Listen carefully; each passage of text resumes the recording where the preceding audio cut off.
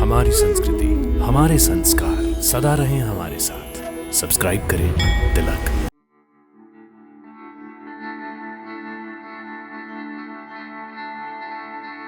ॐ तत्पुरुषाय विद्महे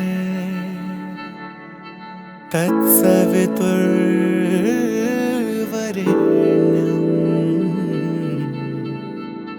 वक्रतुण्डाय धीमहि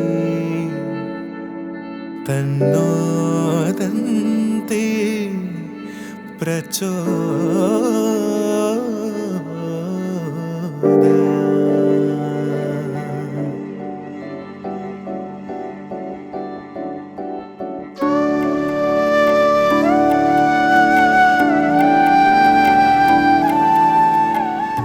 जय श्री गजानन। गणपति बप्पा मोरया। हमारे कार्यक्रम दर्शन में आप सभी का हार्दिक अभिनंदन। भक्तों, आज हम आपको अपने इस कार्यक्रम के माध्यम से एक ऐसे मंदिर के दर्शन कराएंगे जहां पर गणपति भगवान स्वयं प्रकट रूप में विराजमान हैं, जो भक्तों की समस्त कामनाओं को पूर्ण करने वाले हैं। तो आइए दर्शन करते हैं गणपति पुले मंदिर के।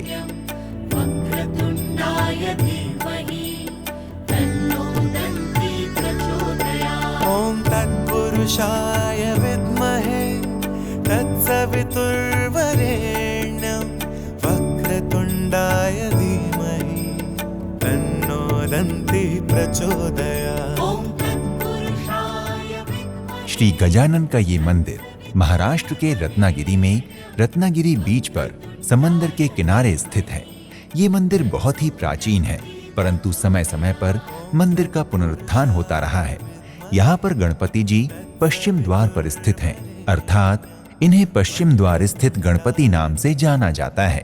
ये जो गणेश जी का मंदिर है श्री क्षेत्र गणपति पुले में, ये पश्चिम द्वार में स्थित है। ये जो सामने जो पूरा समुद्र है, ये समुद्र की जो मिट्टी रहती है, उस मिट्टी को संस्कृत में पुलन कहा जाता है, इसलिए इस गांव का नाम गणपति पुले ऐसा पहचाना जाता है। इस स्थान मूर्ति रूप में गणपति जी का सीना और पेट स्थित है और ये स्वयं प्रकट भगवान गणपति हैं। गणपति पुले मंदिर के पीछे जो पहाड़ी है, उसे ही गणपति का स्वरूप माना जाता है। इसलिए यहाँ पर केवल मंदिर की परिक्रमा का विधान नहीं है, मंदिर के साथ ही पूरी पहाड़ी की परिक्रमा की जाती है। पूरी परिक्रमा लगभग 1 किलोमीटर की है, जिसमें लगभग 15 मिनट का समय लगता है। आधी परिक्रमा होते ही गणपति भगवान के श्रीमुख अर्थात सूंड के दर्शन होते हैं तथा पूर्ण परिक्रमा होते ही गणपति जी की पूजा संपूर्ण मानी जाती है। भक्तों, समुद्र की मिट्टी को संस्कृत में फूलन कहा जाता है, इसलिए यहाँ समंदर के बीच पर बने हुए इन गणपति भगवान को फूलन गांव के नाम पर ही गणपति पुले या गणपति फुले भी कहा जाता है। जो अष्टविनायक है, ये अष्टविनायक खाली महाराष्ट्र इस एक राज्य में है, लेकिन पूरे भारतवर्ष में जो 8 महागणपति है, उसमें से 5 नंबर का गणपति इस गणपति को माना जाता है। ये जो हर एक गणपति है पूरे भारतवर्ष के 8 महागणपति, ये हर दिशा में बैठा है, जैसे कि पश्चिम, पूरब, दक्षिण, उत्तर, आग्नेय, नैऋत्य, वायव्य और ईशान्य, हर दिशा का एक रक्षण करता रहता है। ये पश्चिम का रक्षण करता है, इसीलिए इसको पश्चिम द्वार देवता कहते हैं। यह लंबोदर नाम से जाना जाता है। इस मंदिर से जुड़ी एक कथा के अनुसार प्राचीन समय में वस्तु विनिमय अर्थात बार्टर सिस्टम के अंतर्गत व्यवहार होता था। इसमें व्यक्ति अपने पास की वस्तु को देकर उससे अपनी आवश्यकता की वस्तु ले लिया करते थे। इसे ही बार्टर सिस्टम कहते हैं। उस समय यहाँ एक भिड़े नाम के कोच रहा करते थे। उनकी एक गाय प्रतिदिन पहाड़ी के ऊपर चरने जाया करती थी, परंतु संध्या के समय दूध नहीं देती थी। भिड़े को लगा कि कोई तो है जो मेरी गाय का दूध दूह लेता है, इसलिए एक दिन वो गाय की देखभाल के लिए स्वयं पहाड़ी पर गए। उन्होंने देखा कि गाय एक चट्टान के पास जाकर स्वयं ही दूध छोड़ रही है। जब भिड़े पास में गए तो उन्हें आश्चर्य हुआ। उसी रात भिड़े को स्वप्न में गणपति जी ने दर्शन देकर उसी गाय के दूध वाले स्थान पर अपने विराजमान होने की बात कही तथा उन्होंने भिड़े को आदेश दिया कि वो उसी स्थान पर गणपति जी का मंदिर बनाकर उनकी पूजा करें, जिससे उनका और वहां आने वाले सभी लोगों का कल्याण होगा। और तभी से यहाँ भगवान गजानन की पूजा प्रारंभ हो गई। भक्तों, मंदिर का पुनरुत्थान कार्य 1998 से 2003 के मध्य बड़े स्तर पर हुआ है। जो मंदिर का प्रारूप आप देख रहे हैं, ये उसी का परिणाम है। तत्सवितुर्वरेण्यं वक्रतुण्डाय धीमहि तन्नो दन्ति प्रचोदयात्। ओम तत्पुरुष यहाँ पुनरुत्थान के पश्चात प्रथम बार शंकराचार्य श्री जयेंद्र सरस्वती जी ने अपने हाथों गणपति भगवान की पूजा की थी। मंदिर में भाद्रपद प्रतिपदा से लेकर पंचमी तक भाद्रपद मास का उत्सव मनाया जाता है, जिसमें कीर्तन, भजन, सेवा, भंडारे आदि चलते रहते हैं। ऐसे ही माघ मास में भी प्रतिपदा से लेकर पंचमी तक उत्सव मनाया जाता है। वर्ष में ये 2 महत्वपूर्ण उत्सव यहाँ मनाए जाते हैं, जिनमें भजन, कीर्तन, यज्ञ, जागरण और भंडारे का यहाँ आयोजन होता है और भक्तजन गणपति भक्ति के रस में डूबे रहते हैं। गणेश जी हमारे लिए, उसके भक्तगणों के लिए यहाँ पे सदैव उनका काम करने के लिए, उनको सुजलाम सुफलाम और उनकी हर एक इच्छा पूरी करने के लिए यहाँ पे हर वक्त तैयार है। खाली उनको आपके श्रद्धा की, आपके भावना की ही ज़रूरत है। ऐसे ये गजानन यहाँ पे प्रकट है। मंदिर का परिसर बहुत ही विशाल तथा अति दिव्य है। यहाँ पर गेरुए रंग से रंगी मंदिर की दीवारें बहुत ही सुंदर हैं। दीवारों पर शिल्प कार्य मन को प्रफुल्लित करने वाला है। मंदिर की दीवारों पर जगह जगह गणेश जी की, शिव परिवार की सुंदर सुंदर आकृतियां बनी हुई हैं। यहाँ गणपति जी के वाहन मूषक की भी बहुत ही सुंदर प्रतिमा है। वक्रतुण्डाय धीमहि तन्नो दन्ति प्रचोदयात्। तथा द्वार के दोनों ओर स्थापित गज प्रतिमा मन को आकर्षित करने वाली है। मंदिर में उत्सव के समय भजन, संकीर्तन, कथा आदि के लिए यहाँ पर्याप्त जगह है। इस मंदिर का वातावरण एक दिव्यता से भरा हुआ है। समंदर के किनारे स्थित इस मंदिर की शोभा निराली है। सौंदर्य की दृष्टि से मंदिर किसी दिव्य लोक की परिकल्पना है। मंदिर के सम्मुख समुद्र देवता का सुंदर दृश्य मन को आह्लादित कर देता है। तत्सवितुर्वरेण्यं वक्रतुण्डाय धीमहि। समंदर किनारे पर स्थित ये मंदिर एक पर्यटन स्थल भी बन चुका है।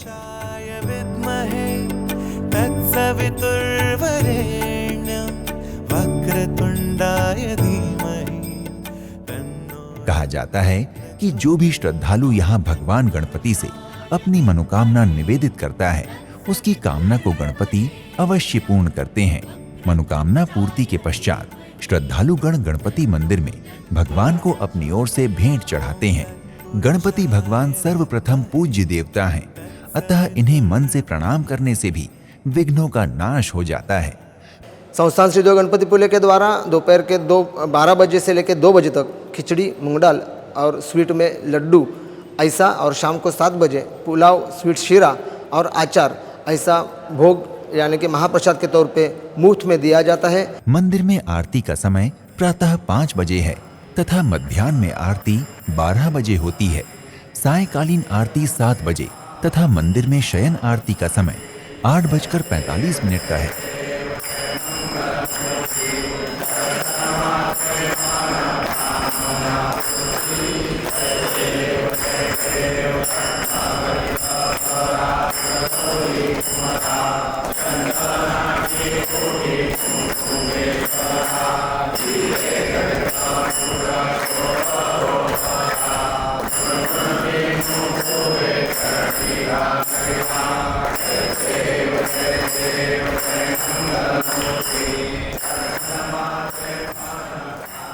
मंदिर प्रातः 5 बजे से लेकर रात्रि 9 बजे तक सभी दर्शनार्थियों के लिए खुला रहता है।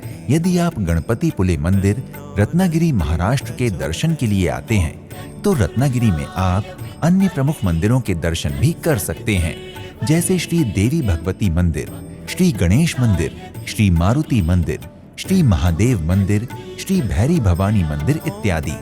यदि आप गणपति पुले मंदिर रत्नागिरी महाराष्ट्र की यात्रा करने की योजना बना रहे हैं तो आप यहाँ तक देश के विभिन्न शहरों से हवाई, रेल एवं सड़क मार्गों के माध्यम से आसानी से पहुँच सकते हैं। यदि आप गणपति पुले मंदिर महाराष्ट्र की यात्रा हवाई मार्ग से करना चाहते हैं तो इसके लिए आपको निकटतम कोल्हापुर हवाई अड्डे की यात्रा करनी होगी। यहाँ के लिए दिल्ली, मुंबई आदि प्रमुख शहरों से फ्लाइट आसानी से मिल जाती है और हवाई अड्डे से आसानी से आपको मंदिर की यात्रा के लिए टैक्सी मिल जाएगी।